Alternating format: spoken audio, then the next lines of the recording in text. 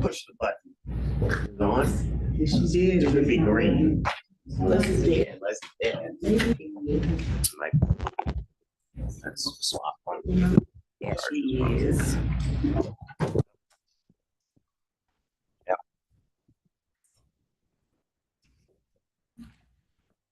Oath of office for board, commission, authority, appointees. Repeat after me.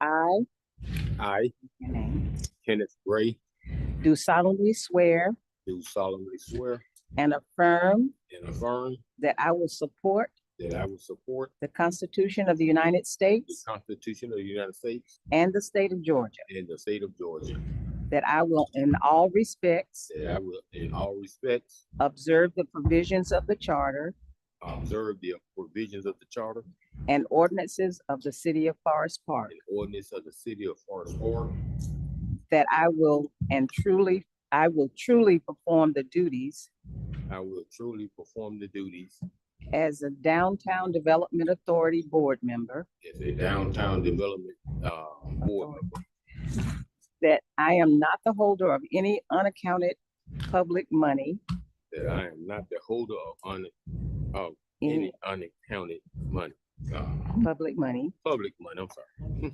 due this state due this state or any political subdivision or any political subdivision or authority thereof, authority thereof, that I am not the holder that I am not the holder of any office of trust of any office of trust under the government of the United States, under the government of the United States, any other state, any other state, or any foreign state, or any foreign state, which by the laws of the state of Georgia, which by the laws of the state of Georgia, I am prohibited from holding, I am prohibited from holding, that I am otherwise qualified that I am otherwise qualified to hold said office to hold said office according to the Constitution according to the Constitution and laws of Georgia, and laws of Georgia, and that I will, to the utmost and I will, to the utmost of my skill and ability, of my skill and ability, endeavor to promote endeavor to promote the interest and property the interests and property of said city of said city without fear, without fear, favor, favor, or affection. or affection. So help me God. So help me God. So I affirm this 26th day of February 2026. So I affirm this 26th day of February 2026. Thank you. Okay, You're welcome. Let me do the sign. okay. Okay, the sign there, Mr. Kenneth.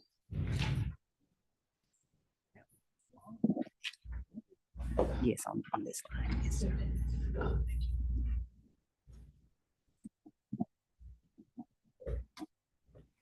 All right, thank you so much. Actually, you may have a seat at the table. Your name next to Excuse me. Okay, Miss Bambi Hayes Brown.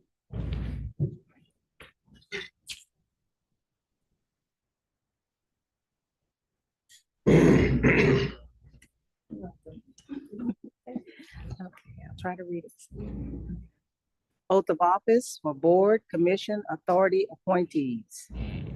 I I, Dr. Bambi Hayes Brown, do solemnly swear do solemnly swear and affirm and affirm that I will support the Constitution that I will support the Constitution of the United States of the United States and of the state of Georgia, and of the state of Georgia, that I will in all respects that I will in all respects observe the provisions of the charter observe the provisions of the charter and ordinances of the city of Forest Park, and ordinances of the city of Forest Park, that I will truly perform the duties that I will truly perform the duties as a Downtown Development Authority board member, as a Downtown Development Authority board member, that I am not the holder of any unaccounted public money, that I am not the holder of any unaccounted public money due this state due the state or any political subdivision or any political subdivision or authority thereof, or authority thereof,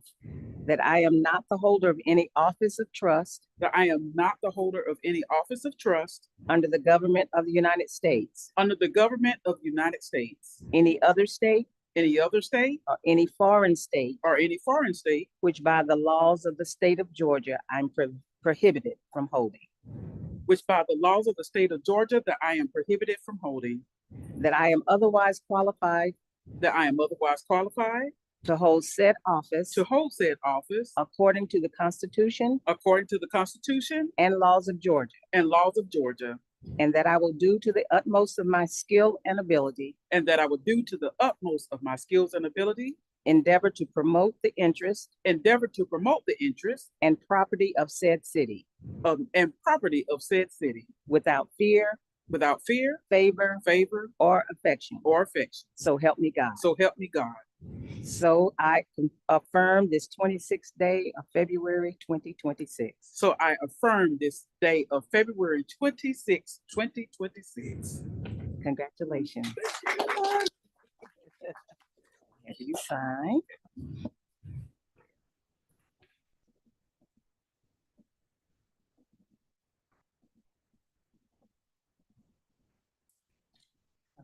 Thank you. Okay. Mr. Lawrence Gunn.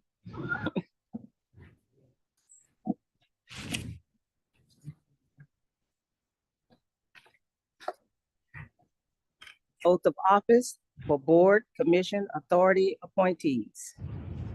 I Dolores A. Gunn, do solemnly swear and affirm do solemnly swear and affirm that I will support the Constitution that I will support the Constitution of the United States of the United States and of the state of Georgia, and of the state of Georgia, that I will in all respects that I will, in all respects, observe the provisions of the charter observe the provision of the charter and ordinances of the city of Forest Park, and ordinance of the city of Forest Park, that I will truly perform the duties that I will truly perform the duties as a Downtown Development Authority board member, as a Downtown Development Authority board member, that I am not the holder of any unaccounted public money that I am not the holder of any unaccounted for public money due this state due to state or any political subdivision or any political subdivision or authority thereof, or authority thereof,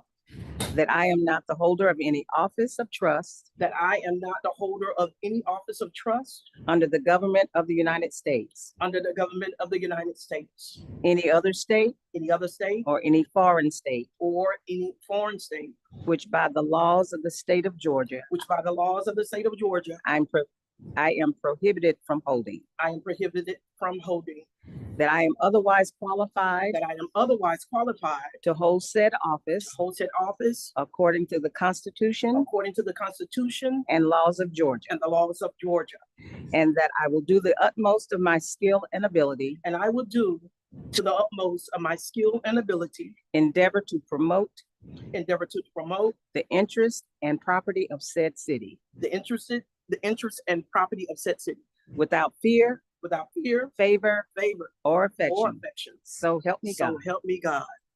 So I affirm this 26th day of February 2026.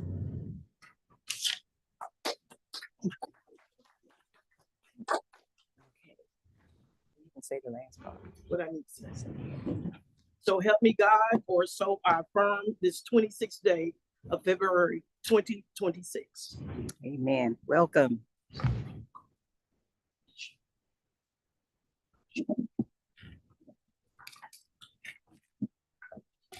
And you just have a seat at the table. Yes, this is yours. Wherever you would like. Okay.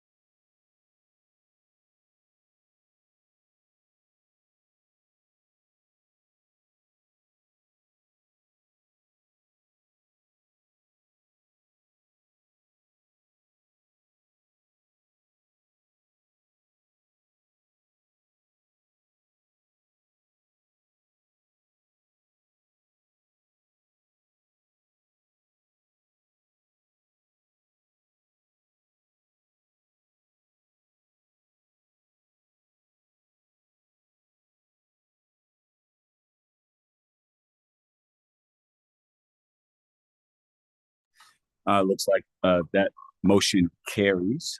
And now we'll close the floor for nominations. And now we'll vote on. Well, so technically that was the, That was it? yeah. So it's Okay, just a very little good. different, and I'm sorry, No, that's it's gonna be everyone's gonna be a little rusty this first go around, but I think you did an amazing job. Yes. awesome. Thank you. So it was just to clarify. So the first motion was closing the floor, but this was actually a motion to nominate. To nominate. Yes, so you're good. That is an official, she's officially been approved as vice chair. Very good. So congratulations, Vice Chairperson. Yes.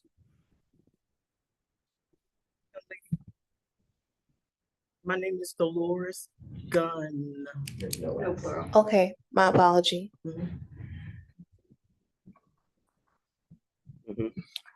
We'll now open the floor for nominations for Secretary of the Board.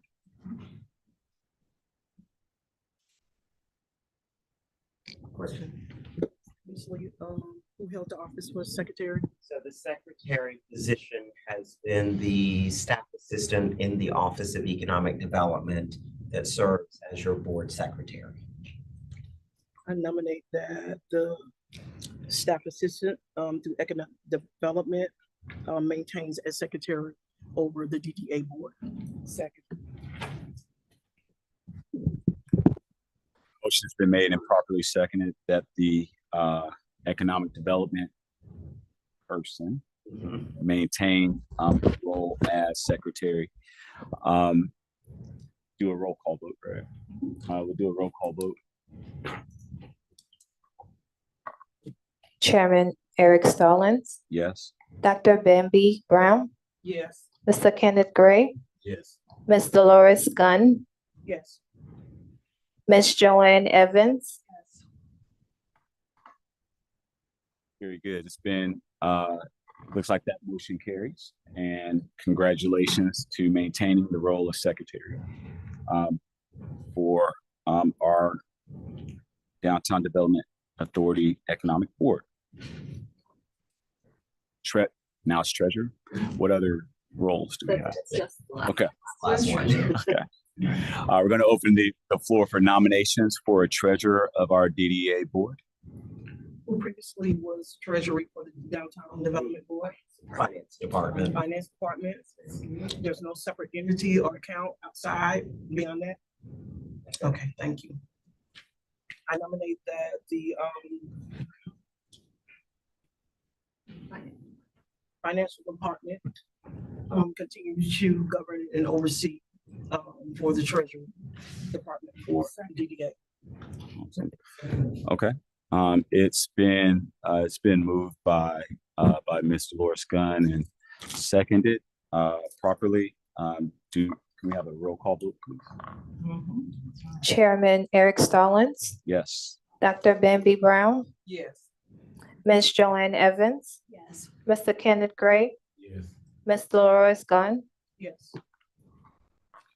Very good. Congratulations to the finance department for maintaining their role as the treasurer for this board.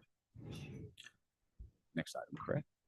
Very good. So the next item on the agenda is the adoption of the agenda with any additions or deletions. Has everybody had a chance to review the agenda, and do they have any additions or deletions? I do have Mr. Chair, I do have a deletion asking that item number 8 be removed from the agenda, and staff will revisit this at a later date. It's been moved that item 8. We need a vote. Yeah. No vote. Somebody else needs to move for that. Okay. And then also I would just update the names. Yes.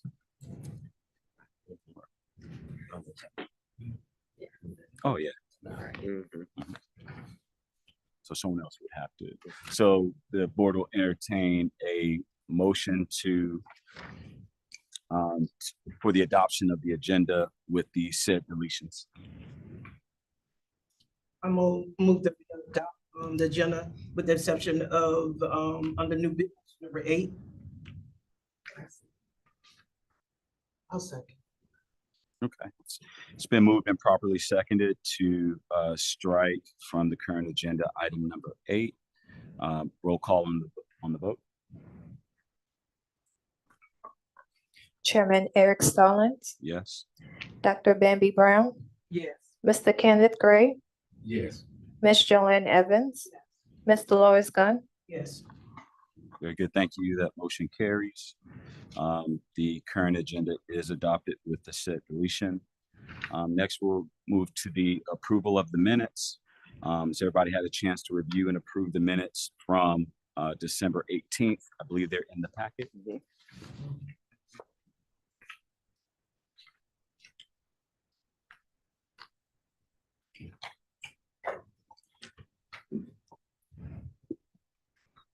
Okay.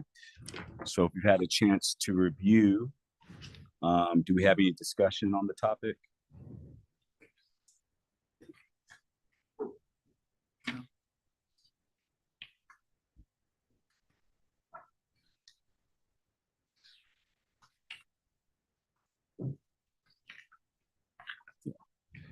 If not, then I'll entertain a motion to approve the minutes from last meeting, December 18th. Make a motion to approve the minutes from December 18, 2025. Dr. Baby Hayes Brown seconded. Very good. It's been moved by Ms. Gunn and properly seconded by Dr. Bambi Hayes Brown to approve the minutes. Do we have any questions? So roll call vote. Chairman Eric Stallings, Yes. Dr. Bambi Brown, Yes. Mr. Kenneth Gray, Yes. Ms. Joanne Evans, Ms. Dolores Gunn, Yes. Very good. That motion carries. Thank you very much. The first piece of old business we have is an update on 4987 East Street parcel split from the Economic Development Department. Ms. Rochelle. Charging, sorry. All right, good afternoon, everyone, and welcome to our new members through the Downtown Development Authority. We are exceedingly happy to have you all here. To give a little bit of background and history on the parcel split for East Street. So the Downtown Development Authority owns the parcel at 4987 East Street. If you'll be reminded, that is the house that we completely gutted, redid, fully furnished, and made available to one of our City of Forest Park employees, specifically a member of the fire department, as part of our workforce housing initiative. There is, and I apologize for my voice, there is a parcel that sits in front of it that faces Forest Parkway that was formerly a commercial lot. It was a used car lot way back in the day. However, when we went to look to see, okay, well, now let me see what we need to do to revitalize this lot, try to sell it, revitalize it, or potentially get tenants in it, we very quickly realized that it's all zoned as one parcel. So in one of your several months back, you gave the Office of Economic Development approval to move forward with going through the process to split the parcel. So we have completed the survey. So we now have survey in hand. The next step of that process, we are working with Planning and Community Development. There is an application that our office has completed. We will submit to Planning and Community Development so that they can split the property as it currently sits into two parcels. So then there will be two distinct parcels. There's also another piece of this is that currently that entire lot is zoned as commercial, even though there clearly is a residential structure on the 4987 East Street. So once we go through the parcel split and creating a new parcel ID for both properties, then we also will work with PCD for them to do a rezone of the house. So the house will now be zoned as RS, or residential single family, and the commercial lot that faces Forest Parkway will be a commercial lot. So once that is done, I believe it should probably take them maybe about 30 days. So I'm hoping by our next board meeting, we can be done with that process. So then we can move forward in earnest with plans for the commercial lot that faces Forest Parkway. Are there any questions? Yes, ma'am. Yeah. Um, what do you have proposed for that commercial? Well, until it had been when we purchased the lot, what, 2 years ago, thereabouts, it had been previously been renovated to a point. It is too, because that building that sits on Forest Parkway was the office, if you will, for the commercial, for the car lot.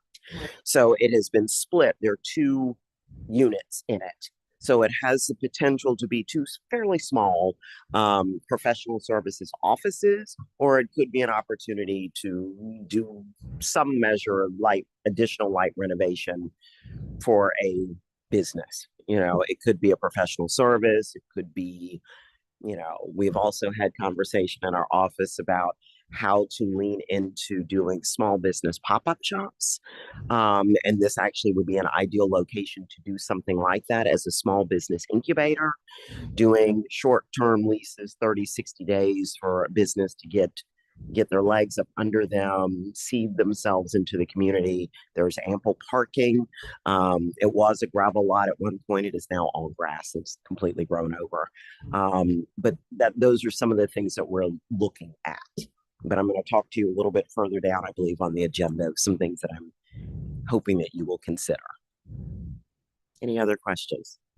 So you say ample parking lot. We're talking about the structure right across from the laundromat. Mm-hmm. Yes, ma'am.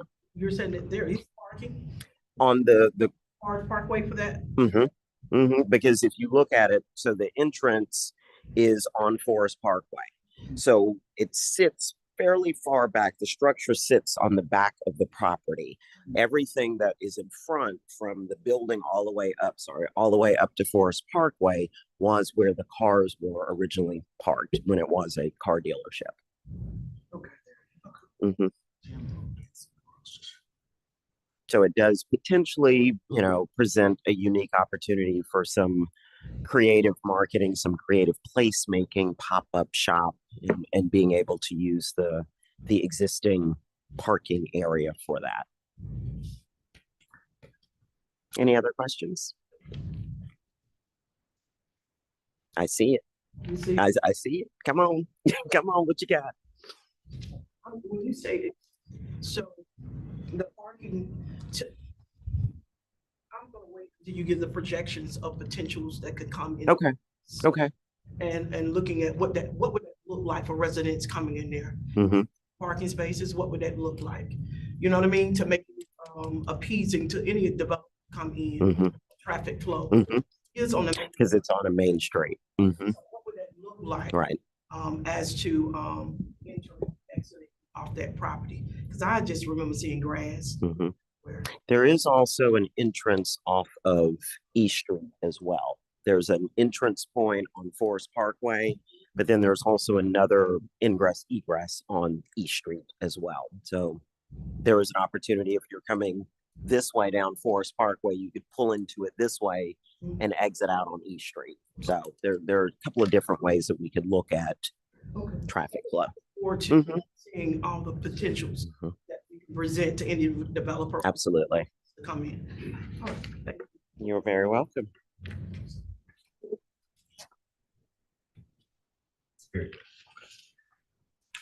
Thank you very much, Ms. Dennis. Next item on our agenda on the next page is a financial update from the finance department. Good evening and welcome to the new members. In your packet, I've included a cover sheet. On that cover sheet, I have operating cash, operating revenue, and operating expense.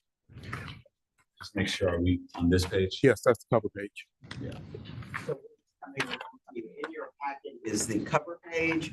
What is coming around to you is the full finance report.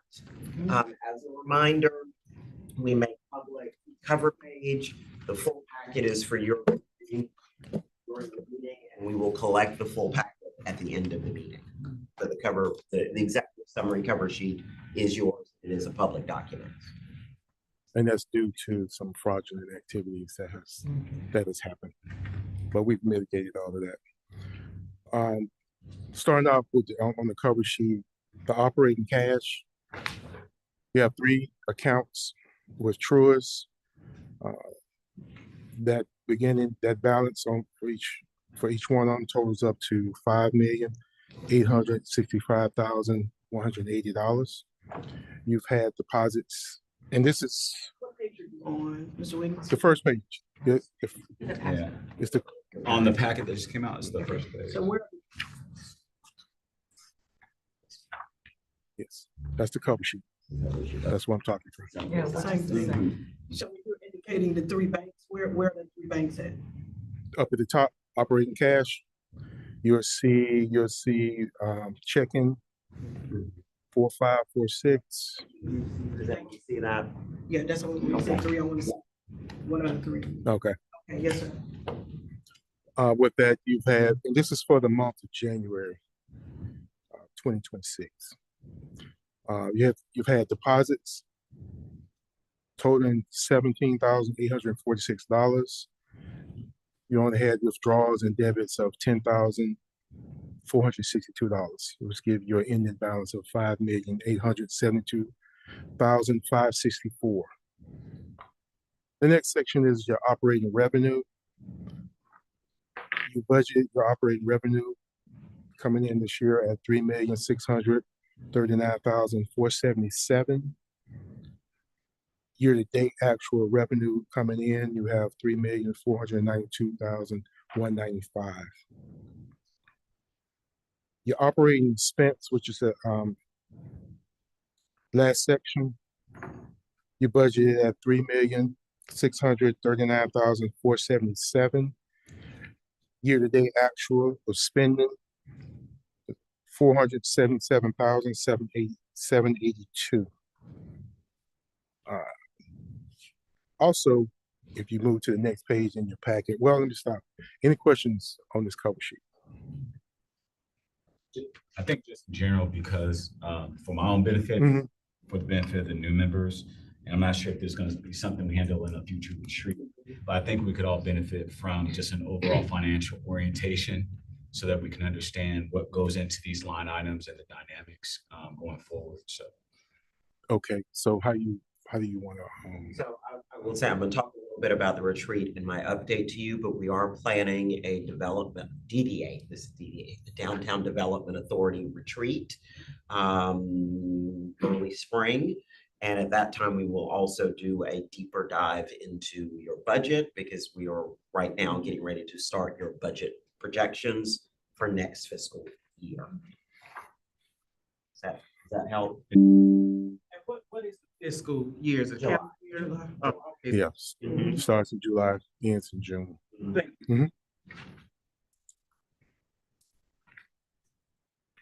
Okay. Also in the packet, and I'll go through it pretty quick. You have the 3 bank statements in the packet. The first one is the ending. What page are you on, Mr. It'll Wiggins? be the second one. It'll be the second page. this one right here, Yes. Bank statement. one from Truist, correct? That's correct. The problem is I've whited out a lot of the bank numbers, so it's kind of hard when you look at these bank statements because of all the fraudulent activity and the way that this is a public meeting, that we need to keep those numbers hidden. The first statement that you see that you're looking at, that's on the cover sheet. That's the ending at 4546. That's the one with the beginning balance of $4,302,269.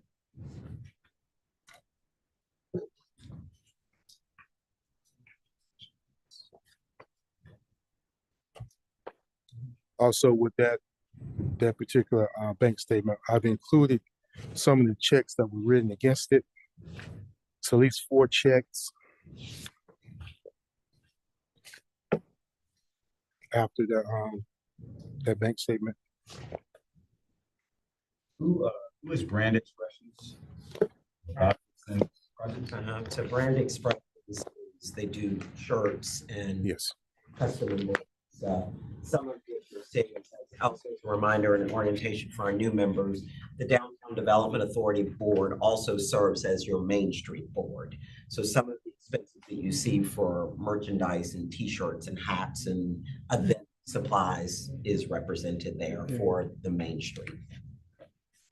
And I assume the water authority checks are bills on properties owned. That's correct. Yes.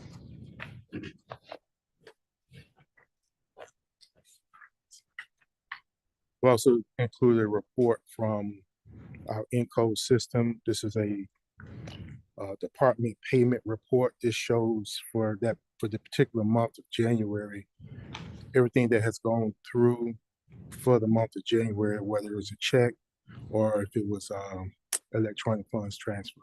I'm sorry, what page? That would be right after the checks behind the banks. Yeah. Yeah. That. Yeah.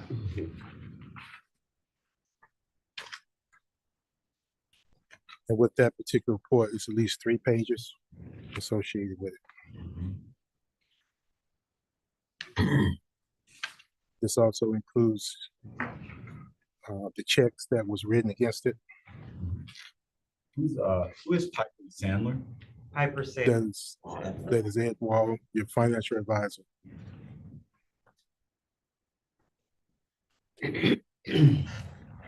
Color checks, the checks amount that was written against it. One of them was for not $7.50. That was water, Clayton Water. That would be a stormwater charge. Yep. Yeah. You also have a charge for 2001-88-28. That's also Clayton County Water. Okay.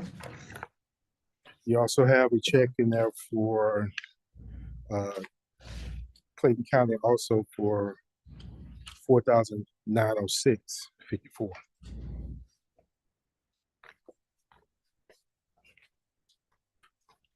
I think I know this one, but can you talk about Gallagher Bassett certificate? Is your insurance for your directors and officers, insurance for the board. They're the insurance carriers that provide the insurance. You know? Directors and officers. There you go. Sorry. The juice dispersed me. Do we have a general liability or an umbrella policy in addition to the DNO? DMO.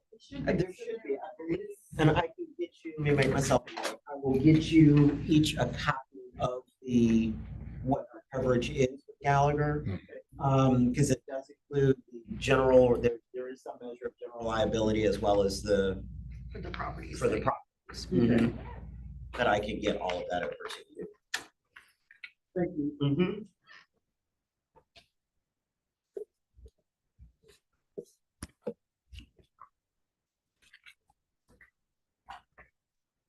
Any more questions from that particular report?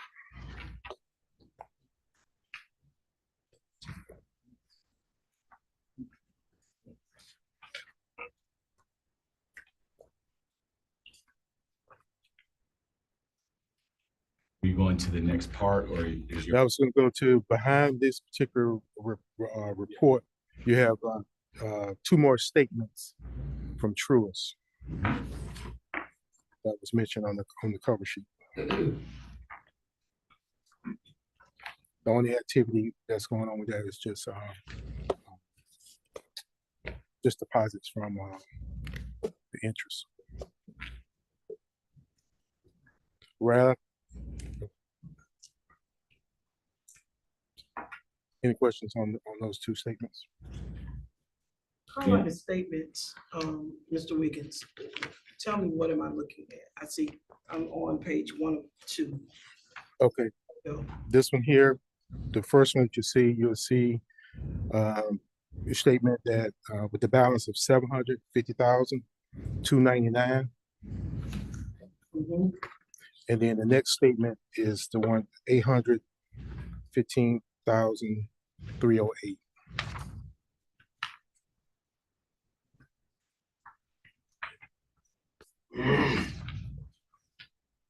How often does Truist, speak with you all about what the interest rates, and I know that they've been up and down, Mhm. been more down than up. But, you know, I just wanted to see how often they revisit that with you all to look at. At least a year, every year. Okay, They come to us. Miss Charlene Craig is the representative from Truist that takes care of all of our Truist accounts. We have about 20 of them at Citywide, but yeah, she gets with us about every year, and we go through it. These particular ones, they don't have the interest rates not that high, so we work with her to try to keep it high so we can gain the interest that we need to gain. But coming up after this, when I on these particular trusts, that's why we've moved some of your money over into Georgia Fund One. Georgia Fund One has a really high interest rate that we net, and that you'll see this one here, this particular statement here. Georgia Fund One, we started out with 2 million. We're now sitting at 102,156,795. This particular month, in January, we earned $6,782.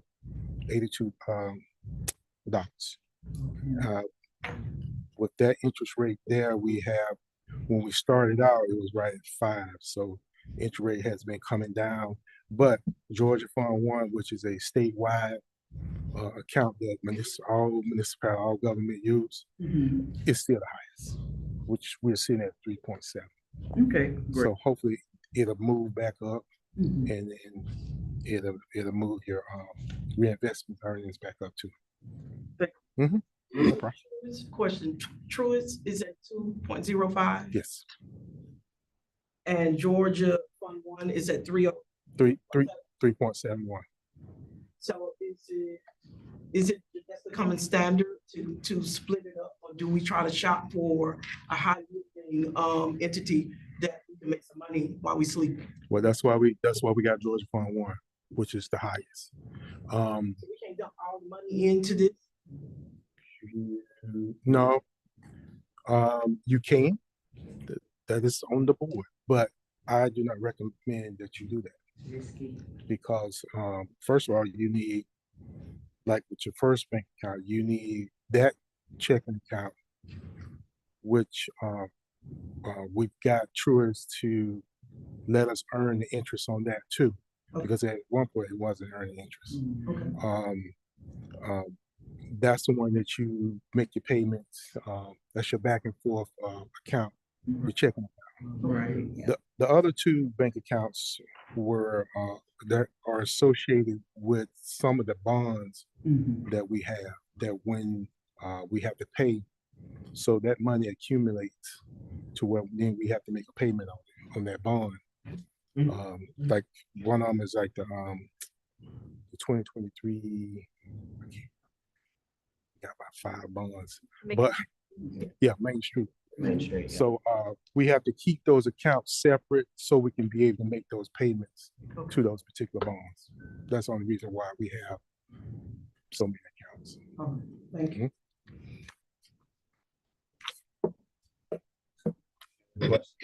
Our for financial department report.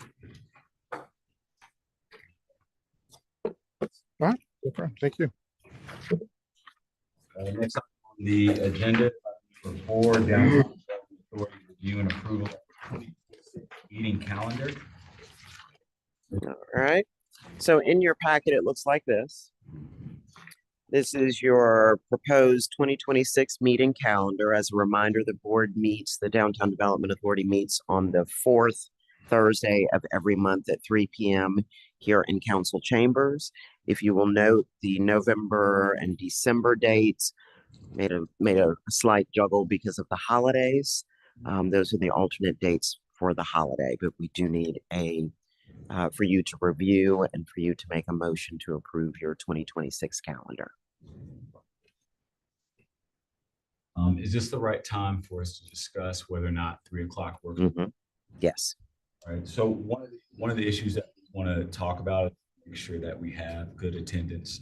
And if we're going to have good attendance, that means that the members of the board need to agree on a time. 3 o'clock has been the previous time. It's the current time. Obviously, it's the time we're meeting today.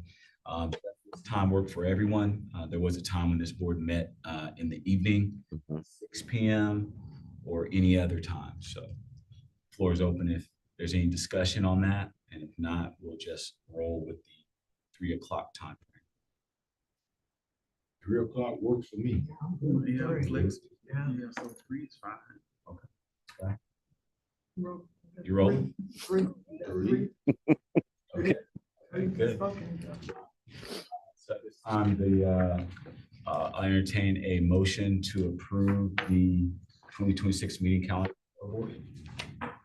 Mr. Chair, I, Dr. Betty Brown, move that we accept the 2026 meeting calendar with the dates outlined and the time to remain at 3 p.m. Thank you very much, Dr. Hayes Brown. It's been moved. Do we have a second? Second.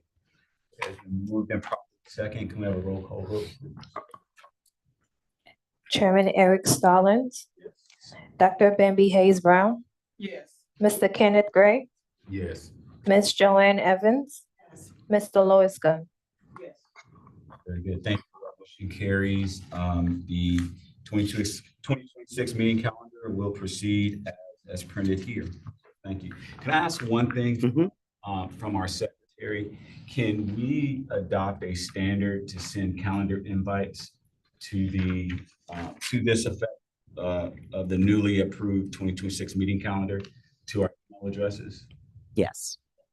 And you're way ahead of me. So one of the things that we have done or have done for all of the boards is have formalized a agenda schedule and we will send that to you of what your meeting date is, when the deadline is by which items need to be placed on the agenda, the deadline by which staff will have the agenda drafted for the chair and the attorney to review, and then the deadline for publishing. The other thing that we are working on is we understand that we use an egregious amount of paper. We print a lot. And so we had a meeting with IT last week, and they have helped us come up with a solution to this.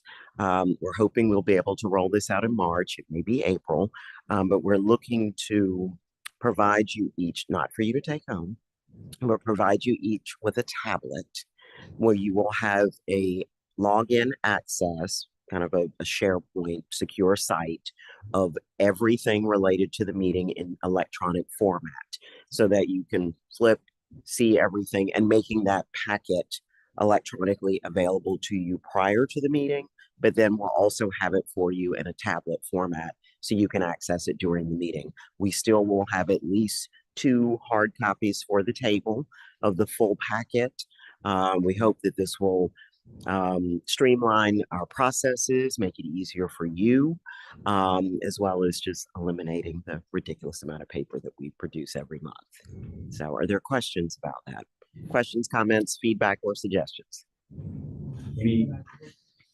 Any cautions or precautions we should have around discussing upcoming business amongst ourselves as we receive the packet? So in my mind, I'm envisioning, hey, I see that this is on the agenda, but I know myself and Dr. Hayes Brown may not agree. And so maybe we're talking about it.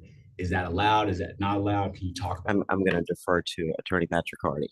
You can talk about it with each other as long as there's not quorum. Mm-hmm. So quorum for the board is 4. So you couldn't have a phone call with 4 members on the phone call because that would be technically a meeting. Correct. But you could have a discussion with 3 people. So the whole count here is 4? You have to have a minimum of 4 present in order to have a meeting. But so the it could still pass if there's 3 people voting. It would be a tie if it was 2-2. Yeah. Any other questions about our 2026 meeting calendar? Okay. Thank you very much. Mhm. We're going to keep Ms. Dennis at the podium as well. Our next item, number 5, Mhm. Development Authority tenants and property report and update. Yep. So I'm actually just going to tee up and introduce. So Ivory Leday has been our property manager of sorts, really for how long now, Ivory? 2 years, at least 2 years. And so I'm going to turn this over to him. He's going to talk to you. And actually, I'm going to do, if it's okay, 5 and 6 kind of go together. So he's going to give us an update. We're specifically also going to talk about 819 Forest Parkway, which is the Little Caesar Shopping Plaza that you own.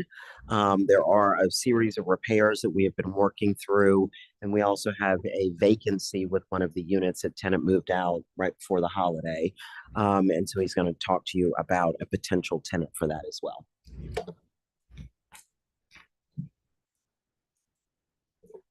Good afternoon, everyone. 819 Forest Parkway, affectionately known for those who don't know where the building is, as the Little Caesars Plaza, roughly about 2 buildings down on the left-hand side here. We are working with the lighting situation, both the building and the property, due to age, weather, a lot of damage. We're roughly about 90% of the way of bringing it back. We're 90% up, and the last 10%, we should be there in the next couple of weeks. Right now, we're looking at about the cost of repairs to be roughly about $7,000, $7,200. Any questions regarding the repairs? When is the finalization with any contractor, the contractor that is handling it? Or is that through Georgia Power? That's through, we checked with Georgia Power, but this is Lighting of Georgia. They handle the signs, they handle the building, the entire 9. Georgia Power is not going to replace the lighting fixtures, power supplies, transformers. They're going to handle the electrical itself. And so you say fixtures, are we talking about the standing aesthetic look? I know we have these beautiful black poles with these beautiful lamps. Are you talking about that lighting, or are you talking about lighting close to the building itself? Lighting. What we're talking about? Lighting on the building. Mm-hmm. Number 1, around the building, the sides, the back, the rear. Mhm. Also, the lighting that goes to the signage on the building, as well as the pylon up front that displays all the names of the building facing Forest Parkway. My next question is, I know that the city is proposing that there is going to be a uniform look that is going to move down throughout the city, especially through Main Street. And so we're in compliance, right? The DDA is keeping in compliance with what we're projecting for that look. That's right. Okay. Yes. And I do want to say something real quick just about the Georgia Power aspect. So Mr. Leday, as well as our office, has been working through this really since the beginning of the year. There was a known issue. We have, had our electricians out there to assess what all the issues were. It's an old building. There was some bad wiring. Discovered very quickly that we had to pull in Georgia Power because once the empty unit that they moved out and the power was turned off, realized that, that power was some of the power that was supposed to be feeding the lights outside was improperly connected to inside the unit. So we have worked through the issues that we needed to work through with Georgia Power. Now it's we do need outside electrician who has, like you said, has done 90% of the work to take care of the light on the building, the light on the sign that sits on Forest Parkway to illuminate, that has not been illuminated in quite a while, as well as lighting on the side and the back of the building as well. So we're almost done, and it'll be bright and safe and all the things. And so we do need a approval from you to move forward with the expenditure. 7,000. $7,000. So we'll entertain a motion now to move forward with the electrical repairs in the amount of approximately $7,000 for the property mentioned. I'll make the motion. So we can move forward to the property. We have a second. Seconded. Okay, it's been moved and properly seconded.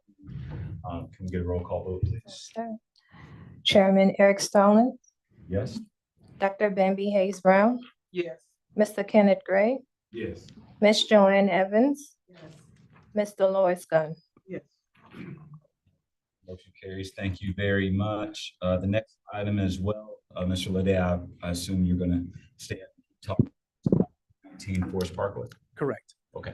We have Suite B available, roughly about 1,500 square feet of space. We do have it listed currently. It's available. And right now in Forest Park, as well as Clayton County, it's going about similar properties in that range, 1,200 to 2,000 square feet, are running at about $12 to $18 per square foot.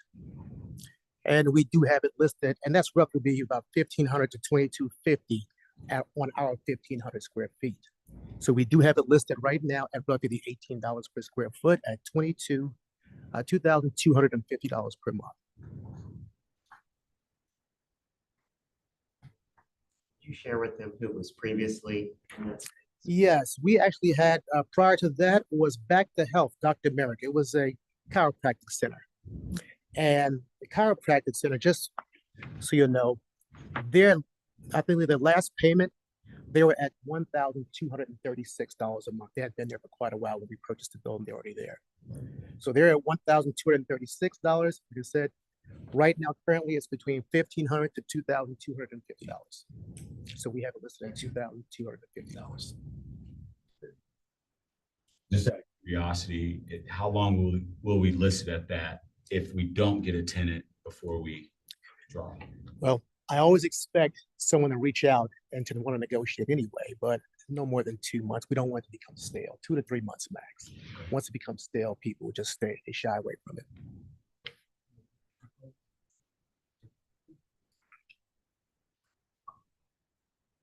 Any questions on this? Very good. And so we need a motion to approve the rental at $2,250. Okay. We'll entertain a motion to approve the rental at 819 Forest Parkway for $2,250 as recommended. Make a motion. Dr. Bambi seconded. It's been moved and seconded properly. Can we get a roll call vote, please? Chairman Eric Stallings, Yes. Dr. Bambi Hayes Brown, Yes. Ms. Joanne Evans, Yes. Mr. Kenneth Gray, Yes. Mr. Lois Gunn. Yes. Good, that motion carries. The next item on the agenda is discussion on architectural concept 4937 Street. You're fine. Yep. So two of the properties that you own, one 4987 is, again, as a reminder, that's a property that is tied to the house on East Street, as well as the commercial lot that sits on Forest Parkway. And then 868, I don't have my glasses on, 868 Forest Parkway that sits at the corner of Forest Park and College, right? I'm looking at Sharice. That's College, right? Yes, thank you.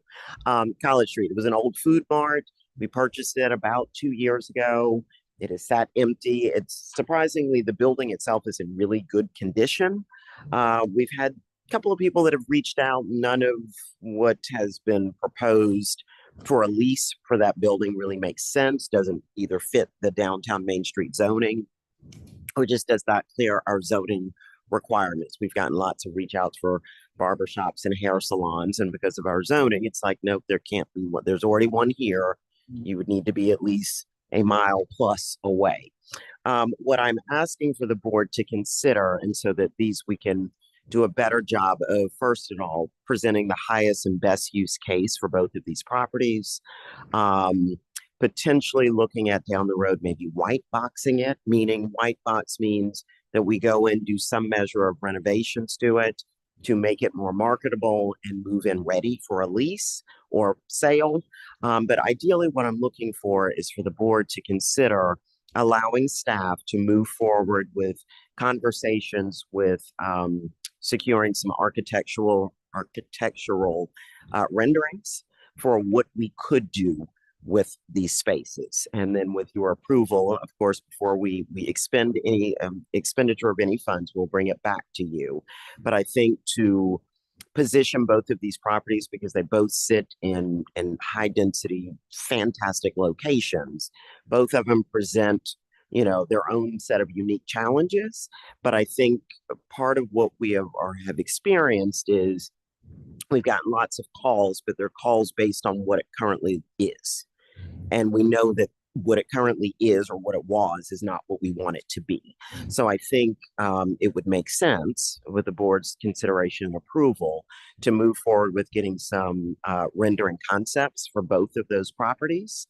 And then we can, as a board, you can decide which direction you would like to move. Yes, ma'am.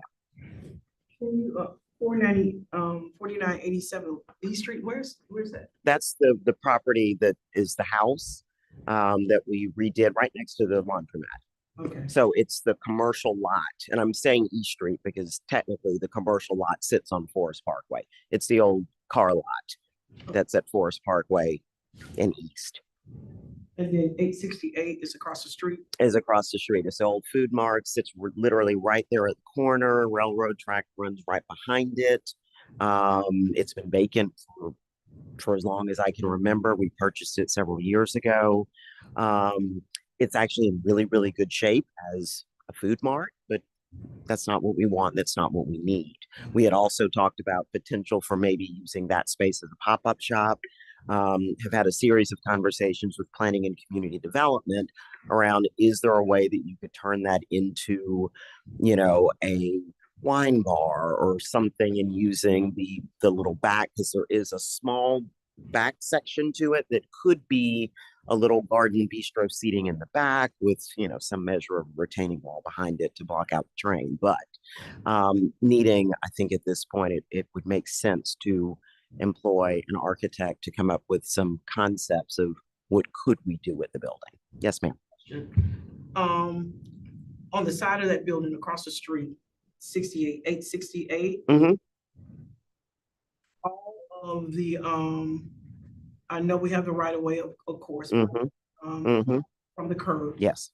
but the woods or the, all that belongs to us, that's ours, or what can be added to as to more space? Yes. Parking. I love the way you think, Councilwoman Gunn. So we've had this conversation as well. So we pulled it up on the aerial to look at where our property line stops and then where the wood line starts. Because as we look at what we could do with this property, parking is a consideration. The ingress egress of how people are going to get in and where do they come out. And so the most logical thing, and this is where an architect would be very helpful, is figuring out how do we use or can we use that existing wood line of right of way? Because right now, all of that is just undeveloped land. And seeing if we can pull that in part of the potential redevelopment of that site. So, where the market is right now, construction, as to, you know, increase to tariffs and shipping and, you know, materials and merchandise. If you guys are going to, and you guys help me here, you're looking at, you want the DDA to say, hey, go ahead and do remodeling to enhance that? Well, I'm not asking for you to approve remodeling at this point. What I'm asking for you to do is to approve staff moving forward with getting some concept drawings. Concept drawing. Would you be, in the concept drawings, would you have that aspect of that wood line? Yes. Yes. Wants to take a look. Most definitely. So part of my thought with this is coming up with a series of concepts of what we could do, how, if we can go up with it, what it looks like if it's just the remodel of the existing boundaries within that property that we own, but also looking at if we are able to expand the development into that woodline area, what does that look like as well? So we'll bring back with your approval a couple of different options for you to consider. Do you have I'm sorry. Ms. Bailey, just stop me. Architectural firm We identified and costs. I don't have a cost associated as of yet. I do have a couple of A&E firms that we have worked with in the past. That, you know, if you approve this evening, we will go back to. And before we move forward with retaining anybody, we'll bring it back to this body with proposed costs. So this is just a request for a motion to pursue it. Mhm. Then we'll have the ability to approve. Yes, Recommendation. absolutely. You bring us 3 quotes. Yes, ma'am. Awesome. I follow directions and rules. I, Dr. Bailey, Right. Brown, move that we accept the recommendation from the staff for them to move forward with the architectural discussions, and with the information to be brought back to the board for review, further discussion, and approval. Second. It's been moved and probably second. Can we get a roll call vote, please? Chairman Eric Stallings, Yes. Dr. Bambi Hayes Brown, Yes. Mr. Kenneth Gray, Yes. Ms. Joanne Evans, Ms. Dolores Gunn. Yes. Just a point for our staff. For this meeting, anytime that we have any mention of real estate or addresses, could we use the technology available to us and make sure that we just put it up on the screen Absolutely. so that everyone knows, maybe a Google Earth or anything? Yep. So everybody's all on the same page. Because some of us don't know exactly where these things are all. Absolutely. I apologize for that. And absolutely, we will do that going forward and make sure that you have pictures of the site in your packet. And we most definitely will pull it up on Google Earth for you so you can see. For the newbies on board, is it possible even in you, I'm getting that information, I have that available. Can you provide to us a list of Absolutely. overseas? Yes. So I will give you a full list of everything that you own, Okay. as well as I'll put together a briefing document of where some of these are in development. I'm going to talk a little bit about some of them today or this evening in just a second, but yes, I can get that for you. All right, thank you, Ms. Dennis. Our economic development update. Yeah. So, got a little slide here. We're going to pull up. All right. So I know that y'all are tired of me talking about these banners, but I promise you they are coming. So we have had a conversation earlier this week with PGI, who is our vendor that is fabricating all of the signs for our new members. You will know in the downtown Main Street area, so Main Street, Forest Parkway, and around Star Park, we have Forest Park banners, and they've been up for quite some time. They are very faded. We have moved forward through hotel motel funding, which is our tourism dollars, seasonal banners that will be going up. We got word earlier this week that the spring banners are done and should be delivered any day. So as soon as we get them, and I guess Sweet Talk Public Works, the process of the old banners coming down, I may have to provide some snacks. But the old banners will start to come down, and then you will see new banners going up, and then they will rotate seasonally. So we cannot be more thrilled. This has been a very long and slow moving project. Next slide, please. Our economic development calendar. So we took a slightly different approach this year. We've always had a calendar. It's been largely our Main Street calendar, and then we also had our economic development activities calendar. This year, for the first time, we did one integrated calendar. There's a copy in the packet. Our next event is tomorrow. If you are available, please join us. We'll be right here in council chambers starting at 11 a.m. We will feed you. But we are hosting our very first economic development roundtable, but specifically for brokers, investors, and developers. Part of the goal of this is to have conversation with those people that make things go, all around, why Forest Park? Why not Forest Park? What are you seeing? What are the things that are working in other communities? What are the things that are not working? But really just having a very candid conversation around development. It's a little bit less of me doing my little song and dance around all the reasons why you should choose Forest Park, but really having more of a conversation. So if you are available, please stop by and join us. We are also hosting this year for the very first time, the Taste of Forest Park. I know, so this will be at the Fountain on Main on April the 3rd, working with all of our local restaurants. Yes, we need Jesus chicken. We need that Chick-fil-A chicken, but really designed for our restaurant business community to come set up tables, provide samples, do tastings. We'll have music.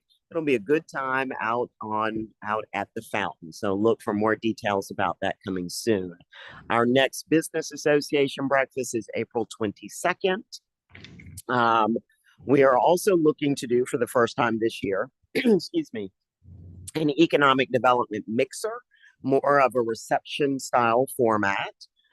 In May, we will bring back in April, sorry, I skipped over it, our 3rd annual wine crawl. It is wildly popular. Last year, we hit on something absolutely magical. My staff laughed at me when I told them that we were going to play bingo. They're like, nobody wants to. Telling you, bingo sold out. We ended up adding more tables of bingo. And so we did what we called Vino Bingo. So instead of calling out numbers, we called out names of wine. People loved it and they got prizes. And so I've got to figure out, we need more tables of bingo. We also had at the wine crawl last year, excuse me, our wine bouquets. So we did not a raffle, but a drawing. And so for $20, I think it was $20 a pull. It was a wine pull. You buy a ticket. We had donated bottles of wine. I think we had about 30 bottles last year. We wrapped them beautifully so they looked like floral bouquets. All of them were decorated very differently. Each of them had a number on the bottom. You didn't know if you were getting a $5 bottle of wine from the gas station with a screw top or a really, really, really good one. But people loved it. We sold out like that. So I'm excited to bring that back this year. We are also hosting, we have been working very hard for the past several months now on all things FIFA. We are hosting our World Cup watch party on June 21st. And it is a Sunday and it is Father's Day. The match is Saudi Arabia and versus Morocco. So there are 2 games that day. We are very excited. We actually have a follow-up meeting tomorrow with the full Clayton County collective all around FIFA. We were also looking to do a resident and business owner town hall in July. We will bring back again our extraordinarily popular 2nd annual job fair that we did at the gym last year. And this year, for the first time too, we're looking to do we're calling it Trade Up Your Career. Understanding that not everyone goes to college, wants to go to college, needs to go to college, but understanding that there is a space and a place for trade careers. And so leaning into a job fair specifically that's targeting trade. And so looking to pull that off in September. How many of you remember Off the Rails? I know Joanne does because that's where I first met you. So we did year before last, we did an Off the Rails tour. We rented a trolley and took people around a tour of the city of Forest Park. We didn't do it last year. We are looking to bring it back. We're kind of structuring it a little bit differently because really wanting to make this more of a development tour for an opportunity for the development community to specifically drive them around to show specific sites. And then to close out our year, our Scarecrow Showdown, who knew that building scarecrows was going to be so popular, as well as our 3rd annual Blues on Main and our 3rd annual Pottoberfest, again, for babies dressed in Halloween costumes, and then Small Business Saturday, Holiday on Main, and then for the 2nd year, our magical gem, our annual Best of Forest Park Awards. Questions? We got a jam-packed calendar. Next slide. Impressive. Thank you. So as we continue to lead into all of the things that the Office of Economic Development does, trying to streamline how we communicate what we do. So we've created this flyer called Grow Your Business in Forest Park. There's a QR code that you can scan. We've been leaning heavily into this graphic at all of our events and engagements. Quick and easy way for you to scan and get any of the information that you are looking for about opening a business, a ribbon cutting. I'm looking for property. I'm looking to expand my business. I want to be a Main Street ambassador, et cetera, et cetera. Next slide.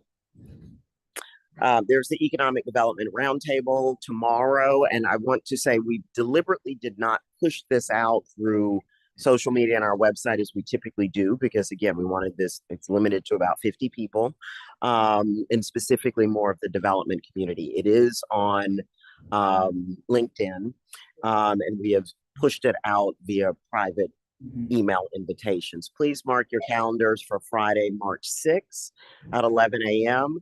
This is the groundbreaking, not ribbon cutting. We're not done, but this is the groundbreaking for the Grapevine. This is the old Rite Aid that sits right next door to the Little Caesar Shopping Plaza.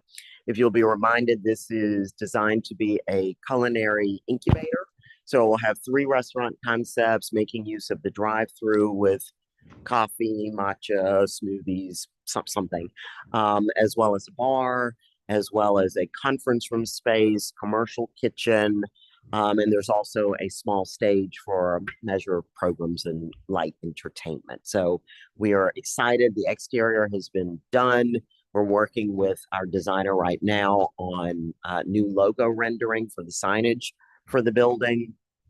And the interior demolition is complete. So the next phase, pretty soon, they will start getting everything together. So please join us Friday, March the 6th. Next slide. A couple of quick updates. Film Forest Park. So our filming has kind of slowed down because we had a strike and then everybody went away and we're slow to come back, and then the industry changed, but we have kind of started to pick back up with some of our filming here in the city. As a reminder, particularly for our new members, our office manages the film program here. We do allow filming primarily at the old decommissioned jail. That is the most popular film site. And quick aside, if you've ever watched Medea Goes to Jail, it was filmed at the Forest Park Jail. But in the past week or so, 21 Savage, again, I don't know who he is, 21 Savage filmed a music video here in Forest Park, and then Pusha T, don't know who he is either, is filming at the municipal court on next Friday. So we are excited about that. And there's a film right now on Lifetime. It actually premiered on this past Sunday at 8. It's called Murder in Music City. Please look for it. It is showing on Lifetime, but it was filmed here in Forest Park, largely in our jail. They filmed last year, so very excited. So you may see some stuff and some people that you know in Forest Park. GIC, as a reminder, we are a member and have been selected to be part of the Georgia Initiative for Community Housing. We have a housing committee made up of 10 community members. Our housing retreat is in April, I believe in Tifton, and then there will also be a fall retreat. So more details to come and share as we lean heavily into all things GIC and developing a true housing strategy and assessment for our city. At the same time, there is a Clayton County Housing Collective that has also been stood up, and I am part of that team as well. We actually met yesterday. A couple of other things. There is the vacant commercial registry. So one of the things, and I'm going to take that and the City Plaza blight together. So we interdepartmental agreement between economic development, planning and community development, PD, public works, code compliance, finance, I think that may be everybody, have put together the initial assessment and data collection. We understand that we have lots of shopping plazas in our community, very large, very aging shopping plazas.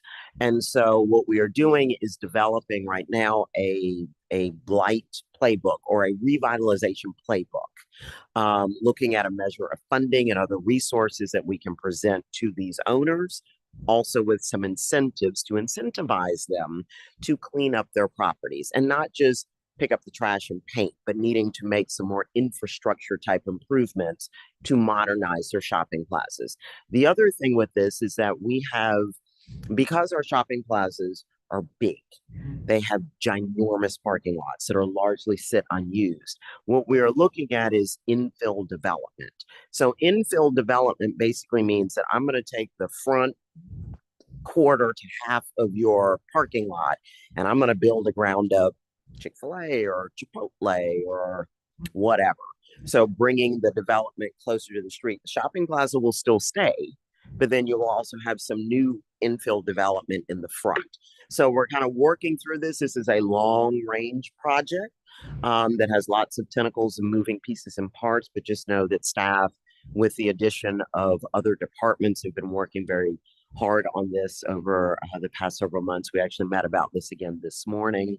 We hope to have the playbook in a final format by end of March, and we'll present it back to mayor and council. With that, we also understand that we have lots of plazas that are largely empty, that may have one or two tenants in it. And so starting a vacant commercial registry, that if property owner says, hey, I'm struggling to get tenants, allowing them to self-select, join the registry, list your property, because we get calls all the time. Obviously, our first priority is filling properties that we own, meaning DDA, URA, DA. However, sometimes they just don't fit. It's like, I don't have that. So being able to then have a qualified list of other properties that I can say, well, I don't have what you need here. However, here are 4 or 5 properties that you could potentially go to. So we are working on that as well. Next slide. I do want to share, I'm gonna brag again. So don't look at me. So Miss Clay has been 2 things. She has been invited, and I'm gonna butcher the name because I don't have my notes in front of me. But Miss Clay has been selected to join the Clayton County. Oh, Miss Clay, help me. Where are my notes? Thank you. The Clayton County Transportation Plan Committee. This kind of came out of the dark yesterday. We are super excited and we could not be more proud of her and the work that she has done and how she carries herself and represents not only the city, but also the DDA, all of our boards, as well as our Main Street person. But she will start that role, I believe, in a couple of weeks. It's a short-term committee assignment, but more to come from that. Miss Clay, as our Main Street manager, will also be going to the new manager retreat in Thomasville, March 24th through the 25th. Again, as a reminder, the DDA also serves as the Main Street board. So she will be going down to learn all the things Main Street and get all the proper training and licensing and be certified. So we're excited about that as well. Next slide. Couple of quick updates. I want to talk about 751, 771 Main Street. That is the 2 little white building shopping plaza right here on Main.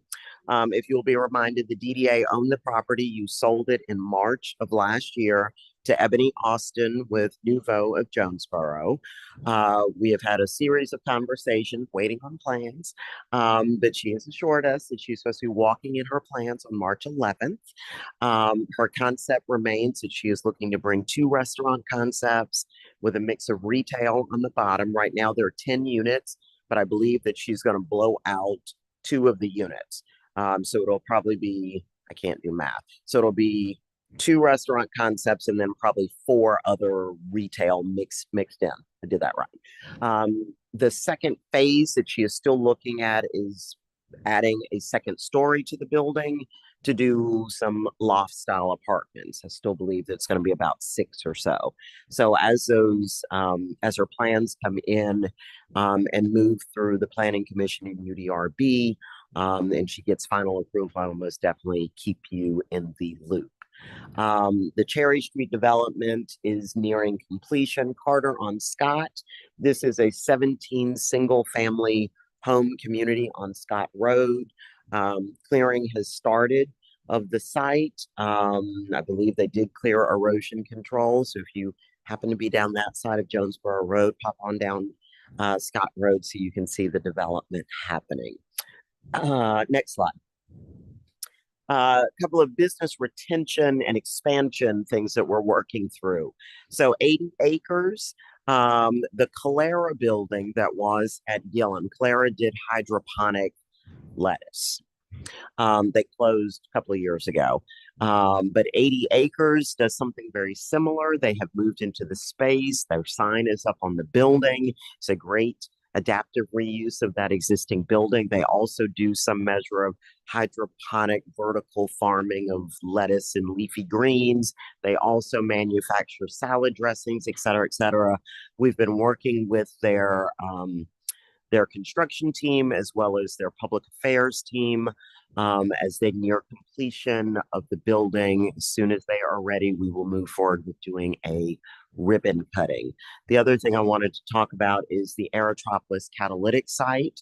So Aerotropolis, who are our regional partners in all things economic development, had identified a site. It is Forest Square, the shopping plaza that sits right behind the Chick-fil-A. That is the site that has been identified as a catalytic site. We were kind of cooking with gas and moving along, and then we got to a point everything kind of stopped. There were two owners of the property. Long story short, they've now come back to the table. So we have picked back up conversations with Aerotropolis, the existing property owner of the plaza. We do have some plans. And over the past couple of weeks have toured, I think, 3 or 4 different development teams that are looking at this property as a huge catalytic redevelopment. And I will make sure that we send the concept plans to you. Once it goes forward, not if, once it goes forward, it will be kind of like a mini Atlantic Station, if you will. So it will be a mix of residential, retail, as well as some out parcels for professional services like a minute clinic, et cetera, et cetera. Is that right there between me and Billy? Mm-hmm. That little strip? Mm-hmm. That the whole thing, all the way back to the bowling alley. So it's not just because it's, yeah. So it's big. It's not just that little strip between you. It's that plus everything back. Everything. Yes. They have to repair their. Yeah. Good. Yep. Next slide. I think I've talked through all of this. Yep, keep going. And yep, give you a couple of quick updates. The Development Authority, 794 Main Street, that is the vacant grass lot that sits at the corner of Main and Lake, I believe. It sits opposite, or it butts up to the Georgia Utility Contractors Association, their headquarters building. That property is under contract as of May of last year. Their GUCA, as we call them, are looking at an expansion of their headquarters and their training facility. We are expecting any day now that they will walk in with their plans, and so they can start to turn dirt. The other is 760, 770 Main Street. That is directly across the street from the two little white shopping center plaza buildings. That property is also under contract as of May of 2025. This is the Prestwick development, also called Florence on Main. This is proposed to be a 60-unit mixed-use LMI apartment complex, and LMI is low to moderate income apartment complex. Unfortunately, they missed their DCA tax credits by 2 points. We have amended the contract to give them another year so they can reapply for the Department of Community Affairs tax credits, so they can do this as an LMI unit. We are pretty confident that they will get it on their second go around. And because Forest Park is now a GIC community, though we have not determined who we are giving our GIC letter to, we are confident that that will give them the bump that they need to get over the threshold. 850 Main, again, the exterior of the building and exterior and interior has been completely redone. There's some final punch list things that still need to happen. We are looking to bring the ballroom back online probably first. There is in the downstairs, as soon as you walk into the building, what was previously the public service office is now a cafe. It is absolutely beautiful. If you want to see the inside, call me. I'm gonna make you put on a hard hat, but call me and we can get you to walk through the building. Oh, and then the townhomes at 803 Main. So this is the long grass lot that sits directly across from the Army Navy store. The Development Authority sold that lot probably about 40 years ago now. And the site is called Carter on Main. It's supposed to be 32 three-story townhomes. They had their land disturbance permit, and then they decided to make some changes to their concept plan, which means that they have to resubmit and et cetera, and now get a new LDP. So we're working with them through that, or PCD is working with them take them back through that process. I'm hoping soon we will start to see some dirt turning. And just for my own information, how long is that that land disturbance permit process? I don't know, but I can get you that. But I can get you the answer. I can make something up, but you don't want me to do that. I will get you the exact answer on how long that process takes for them to get their LDP. Typically, what Savan Irons-Kamasa, who's our interim director, and I were talking from the time that someone walks in with their plans, assuming that there are no changes to their plans, and we hand walk them through the entire process. You can have finalized plans in 90 days. No, that's for anybody. Right. Okay. Gotcha. Yes. Good question. Please forgive me. I'm quite out of contents. Okay. America, remember across from the Bank of America, that's the old site for when they had that drive-through. Yes. Do we have any type of plans for that? Because well, I'm gonna tell you. So the 760, 770 Main Street. So that old bank building, it was a Kiwanis building at some point. It is privately owned by Jojo Starr owns that building. So the development plans for 760, 770 are the two empty lots that the Development Authority owns. However, it also includes the bank lot.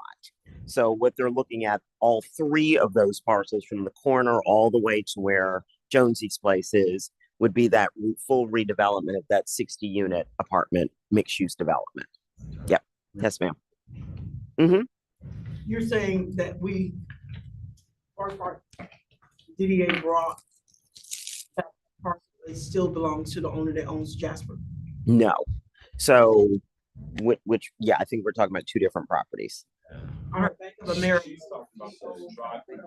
Oh, I'm so sorry. Oh, I got you. Okay, I was thinking about the other bank. Okay, the Bank of America up here by Cookie Graham. No, that property is owned privately by Steve Bernard. Okay.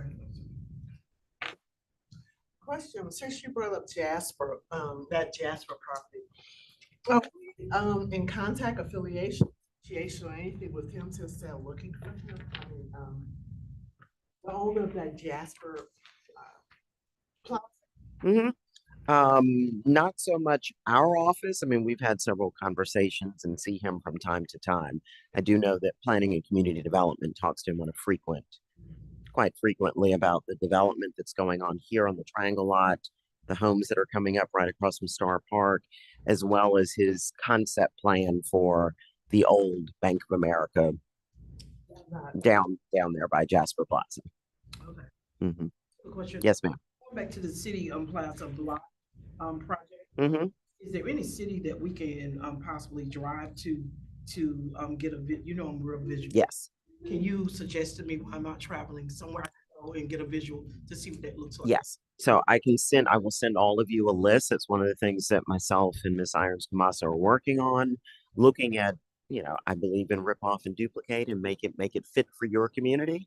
There's no sense in reinventing the wheel. So we've spent a good bit of time looking at other municipalities that have done blight facade grant renovation type incentive programs, largely up on the northern side of the city or the metro. But we can get you a full list of some other communities to look at, and particularly what they've done with infill development. Go ahead, Ms. Hayes. Next question. is, Oh, sorry. Go ahead. Doc, you need to jump in.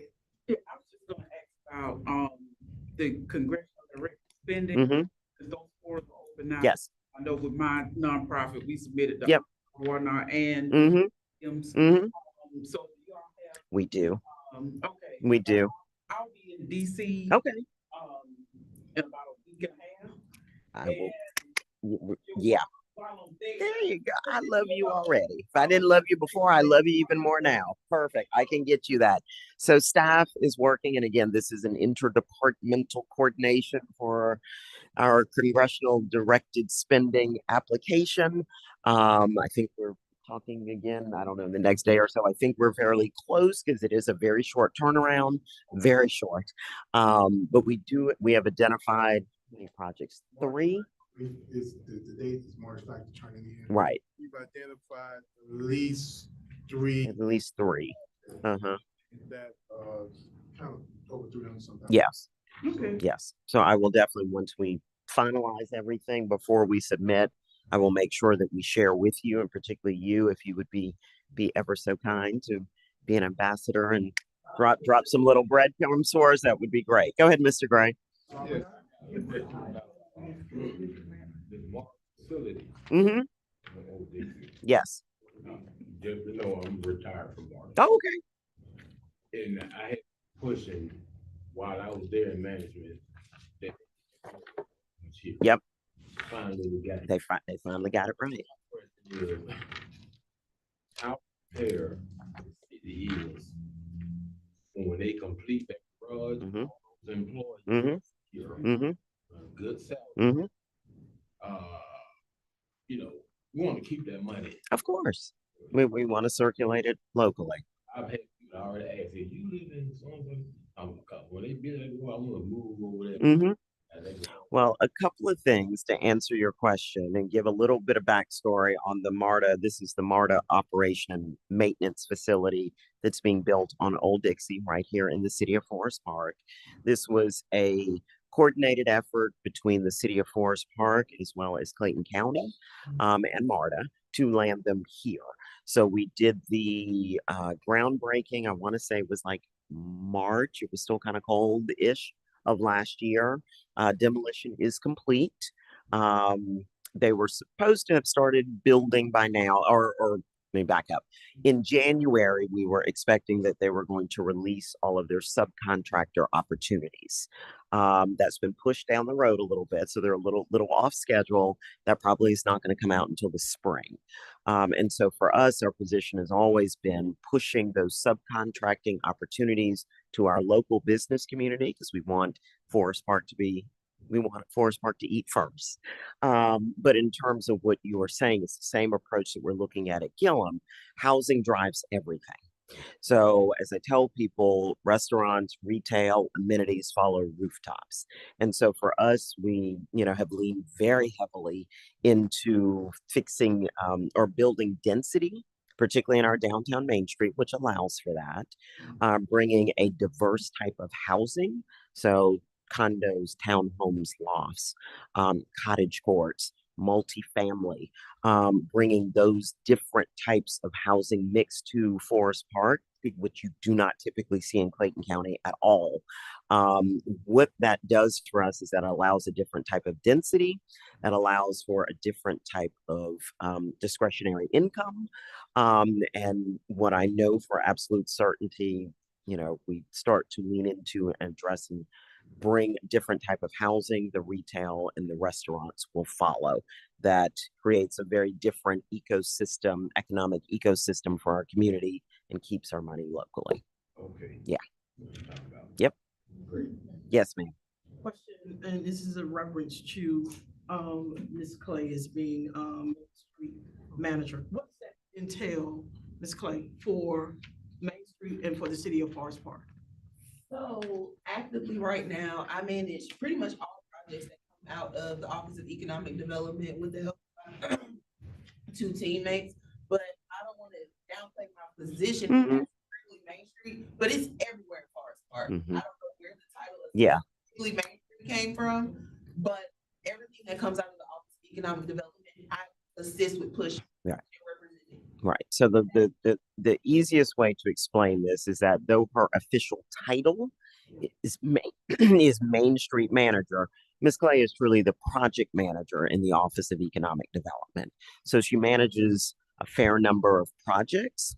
However, you know, as part of the Main Street program, we have to have a designated person that is the Main Street person for DCA and Main Street America as a whole. And so she does a little bit of double duty of, you know, helping planning, the coordinate the events and, you know, the activation of Main Street. But really and truly her role for the Office of Economic Development is that she's a project manager and does all the crazy things that I dream up of in the middle of the night and text her at 5 o'clock in the morning. I had an idea. So yes. Yes. Keep going. I think that might be it. Oh, URA. Okay, so I've already told you about the Grapevine. The last thing I want to talk about is the park at Fort Gillum.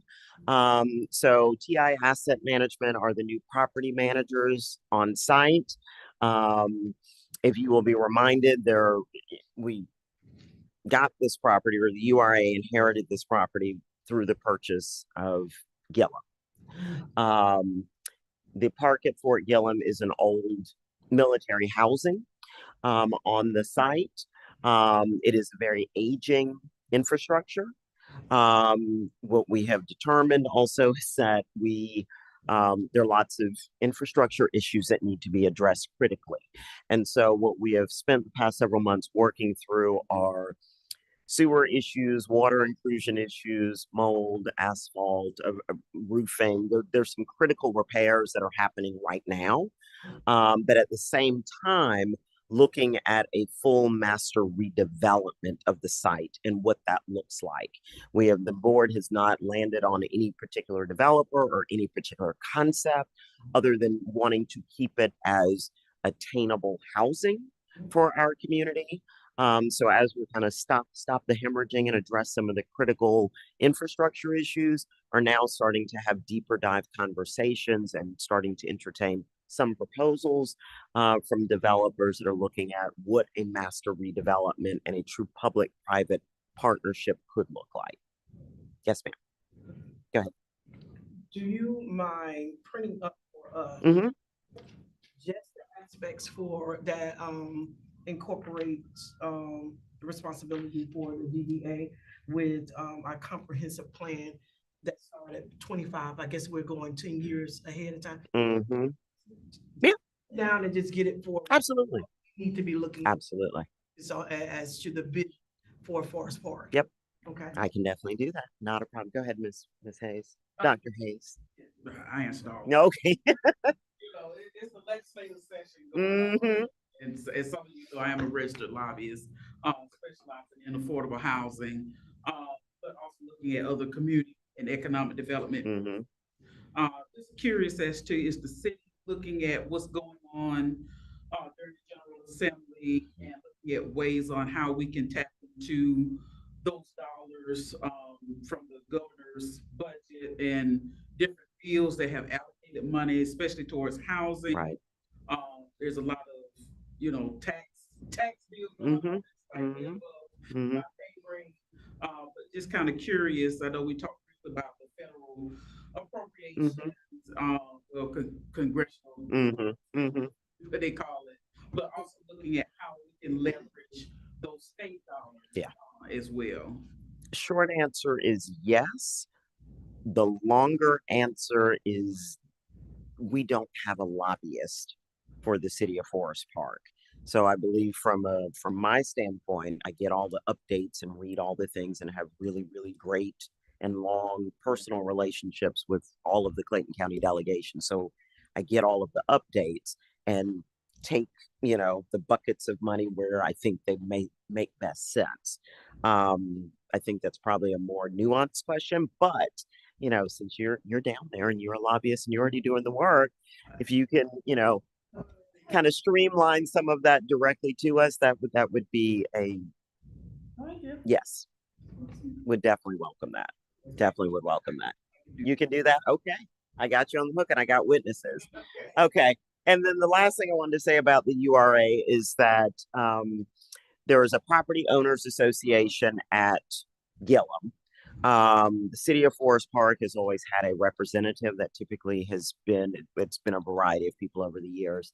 I have, as of, I don't know, a couple of weeks ago, am now the official URA/City of Forest Park board rep for the Property Owners Association at Gillum. So as things change and whatever information that's coming out of that Property Owners Association, I will most definitely bring it back to the body as applicable. Any questions? I know I just threw a whole bunch of stuff at you. There's a POA bill, well, a couple have been introduced, because POA, COAs, all of those things, HOA. But I know one of the things I talked with the legislator yesterday, and they're talking about implementing training for, like certification training for those who serve on POA, HOAs and COAs. So, you know, be aware that, you know, some things down the pipe this year in legislative session regarding POA. Perfect. Thank you. When, can you please, because we are streaming, for those persons who just don't understand, what is a POA? Property Owners Association. Thank you so much. I appreciate it. I got you. And one thing, I promise, the last thing I'm gonna say, training. So we have 3 new board members here. Our office will get with you in the coming days, week, to get you scheduled for the mandatory training as a new board member that you will need to go through. And I lied, I had one more thing. Board retreat. So one of the things, and it's been a minute since all of the boards have had respective retreats. So we're working through the URA, I believe, is meeting the end of March. We have a tentative April date for the Development Authority Board retreat, and also would look to you probably in that April-May timeframe. We will send out an email with some tentative dates to do a one-day retreat where we can dig deeper into the comprehensive plan, the LCI plan, your financial structure, really kind of digging deeper, but want to do that after our new board members have gone through their respective DDA training. What we are also looking at doing is doing a joint retreat across all 3 boards. So again, the Office of Economic Development, all 3 of our authority boards sit under our office. Y'all are our development arm, or one of our arms anyway, but wanting to make sure that we have synergy amongst all 3 of the boards so that there's a comprehensive vision that though your boundaries are different and your authorities are slightly different, that there's a comprehensiveness in how all of our board authorities are moving under the direction of the Office of Economic Development. So just know that more detail will be coming to you very soon. Any other questions? And I promise I'm gonna stop talking. All right, thank you, Ms. Dennis. Very robust report, appropriate for the board at this stage. I think. Okay, we have completed our agenda. If there's no further discussion or questions, I will entertain a motion to adjourn the meeting. Make a motion that we adjourn the meeting. Second. All right, it's been motioned and moved and seconded. This meeting is now adjourned. That is the. Do we need a roll call? I mean.